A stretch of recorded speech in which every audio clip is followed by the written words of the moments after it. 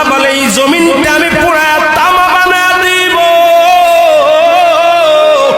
এই জমিনের মধ্যে যত পানি আছে পানিগুলো আমি আল্লাহ পুরা ছাই বানায় দিব। যেদিন কিচ্ছু বলতে কিচ্ছু থাকবে না, সেদিন থাকবে শুধু আমার আল্লাহ। আজকে কার জন্য সুদ খাও, কার জন্য ঘুষ খাও, কার জন্য ব্যভিচার করো, কার জন্য অন্যায় করো রে মন, কার জন্য তোমরা এত বাদই করো। আরে আজকে একটা কথা বলতে গেলে কষ্ট হয়। এই জমিনটা আল্লাহ পুরায়া তামা বানায়া দিবে। এই জমিনের মাটিগুলো পুড়ে হবে তামা। এই জমিনের যত পানি আছে পানিগুলো পুড়ে হবে ছাই। এই দুনিয়ার মধ্যে কিচ্ছু যেদিন থাকবে না, ওই তুরস্কের কত বাহাদুর, কত টাকাওয়ালা মিনিটের মধ্যে